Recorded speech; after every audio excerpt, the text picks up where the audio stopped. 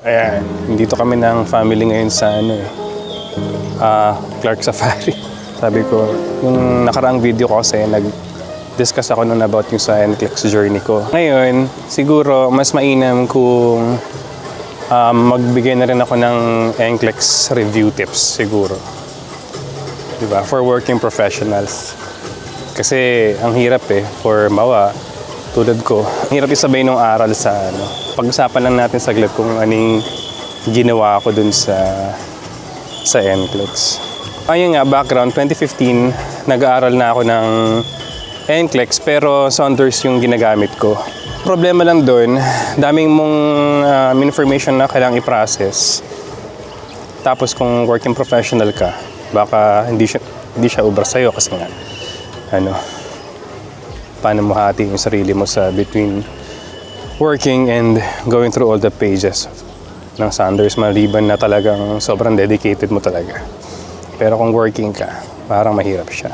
2024, nag-review center ako sa local. Okay naman sila, magaling naman sila. Pero dahil nga working ako, hindi ako maka-attend ng mga live sessions. Although may mga recorded sila, hindi ako maka-attend ng mga live sessions na mas gusto ko sana. Kasi kung live recording, parang nanonood ka lang ng video din, pero wala akong interaction doon. Tapos self-paced din naman yun, bahala ka kung paano mo siya gagawin. 2024 yun. Binitawan ko rin, pero 2 years ang ko doon Pero magaling sila. Isa sila sa mga pinakamalaking review center dito sa Pilipinas for NCLEX. Ngayon, 2025, nag-decide ako na since ang hirap isabay, try kong mag-Qbanks na lang siguro, sabi ko. So, namili ako ng mga Qbanks, nag-check ako ng mga sikat na Qbanks for NCLEX. Tapos nga, hindi ko na lang babanggitin. Basahin nyo na lang dyan sa video. Yun nga, mga sikat din na Qbanks. So, tinry ko siya. Ang binili ko yung 45 days, parang 10,000 yata bili ko doon. 11,000. 45 days. Tapos, chinek ko siya, inaral ko siya, like, nagwa 100 questions per day ako. 100 questions per day. Tapos, make sure ko before, after ko matapos yung 100 questions, i-review ko lahat yun. Check ko yung mga tamang sagot. Review ko yung mga maling sagot. Rationale kung bakit siya mali. Problema lang doon, medyo mahal talaga siya. Pero for me, sabi nila kasi, sobrang pareho siya sa interface ng NCLEX na exam. Siguro okay din yun.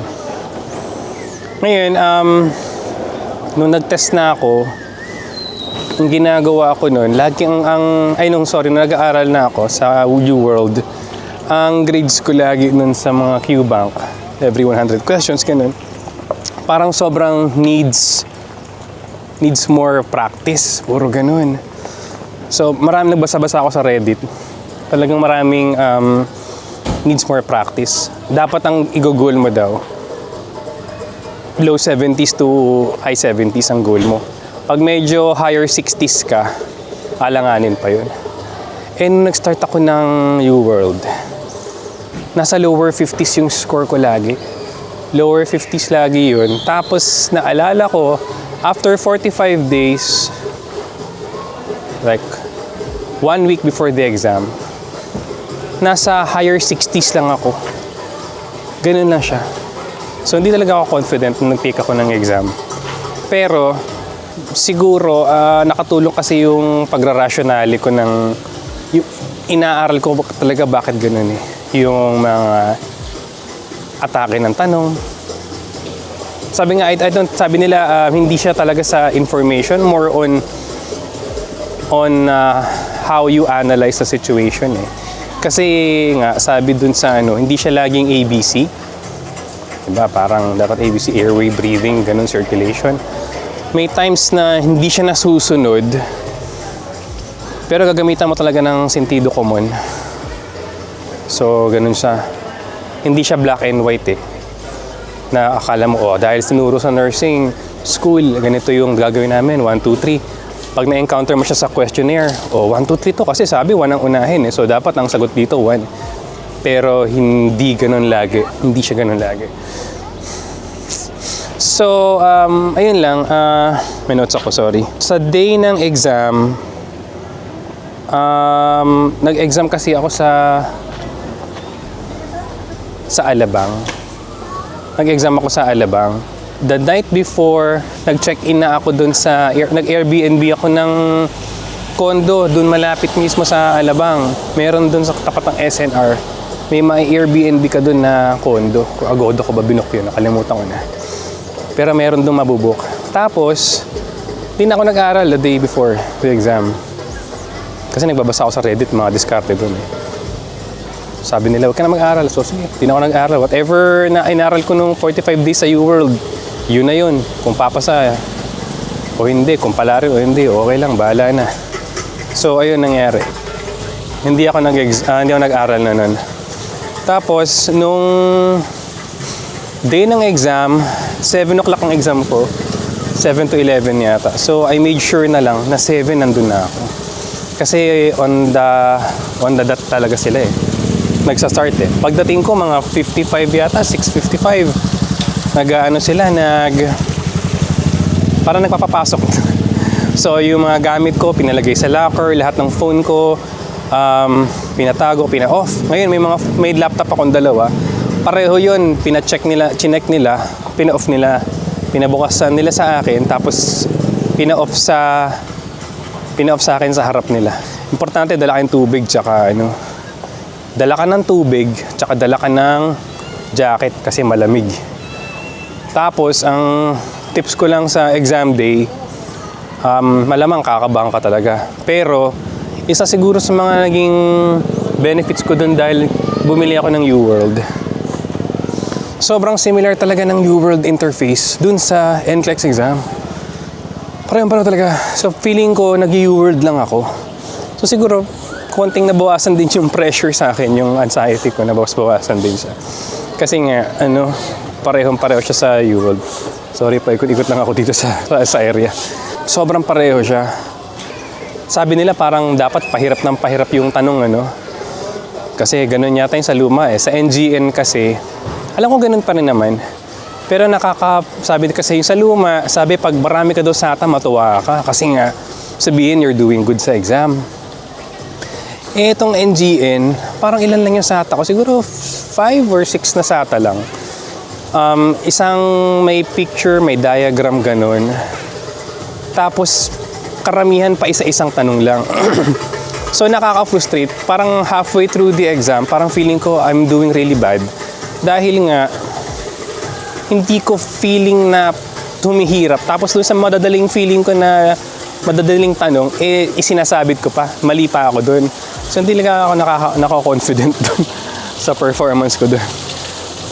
Tapos, may lalabas pala doon na timer. Make sure you take your break para makarelax ka din. Yung may timer kasi yun. So, kung nag-anxiety ka sa parang natatimeran ka, pwede mong itago yung clock. So, pwede mong itago yung clock. Tapos, make sure you take your break. Tapos, namnamin mo bawat question. Huwag sagot agad.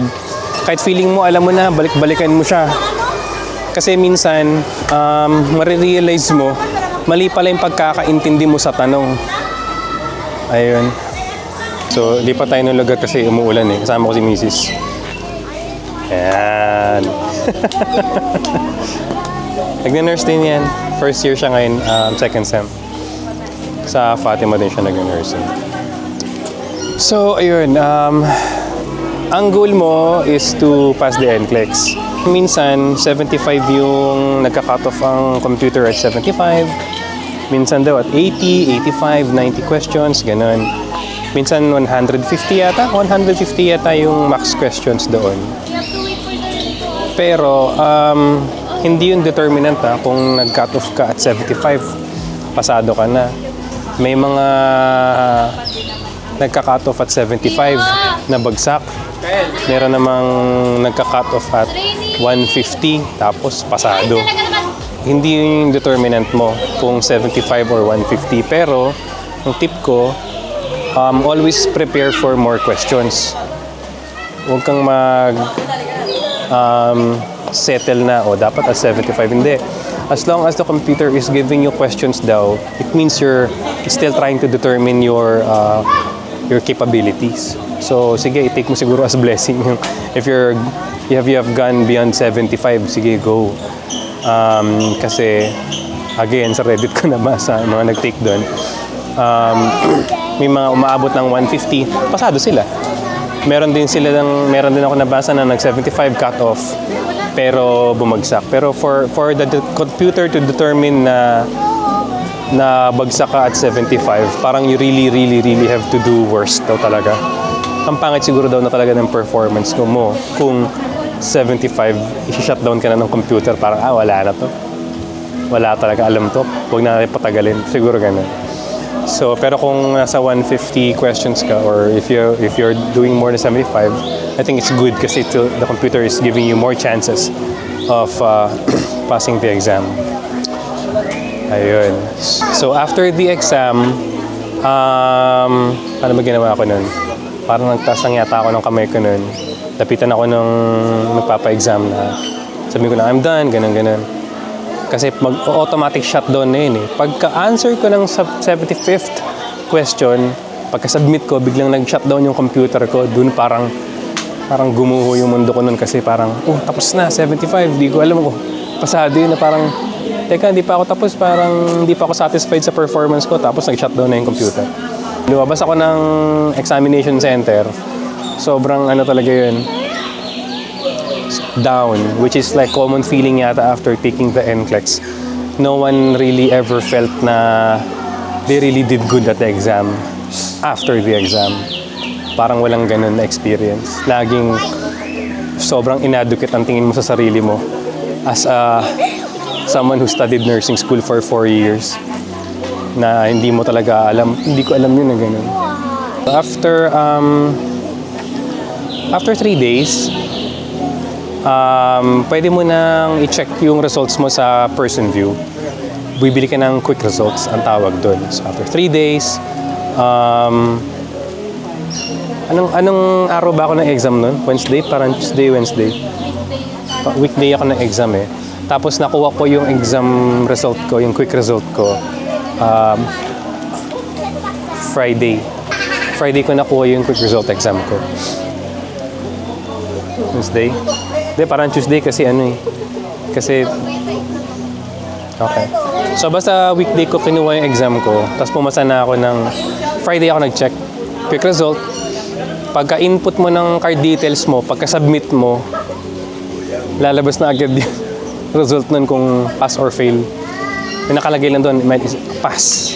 Walang reason or whatever, pass lang siya. So, that's after 3 days. Tapos yung parchment ko, dumating siya after yata a month. Dumating na yung license and yung parchment. Yun yung experience ko sa NCLEX. It's very important na ma-realize mong it's not just about what you know, but how you navigate through things that you know and things that you do not know. So, kung hindi mo alam, you have to take an educated guess, calculated guess talaga. Tapos pala, sa SATA, ang natutunan ko, I feel na nakatulong sa akin. Kasi right minus wrong yun eh. So, halimbawa, 5 yung options mo, you better select only those choices that you are sure of. Huwag ka naman damay ng isang option na alanganin ka. Kung isa lang ang sigurado mo, wala, yun lang talaga yung sure mo, yun lang iselect mo. Kasi kung halimbawa, out of 5, 2 yung pinili mo, isa unsure ka sa isa, pero 2 yung pinili mo, isa yung tama. Pero yung isang pinili mo is mali, 0 ka tuloy. Instead na 1 out of 5, naging 0 out of 5 ka pa tuloy. So, sa SATA, just choose those answers that you are really sure about. So, ayun lang. Don't forget to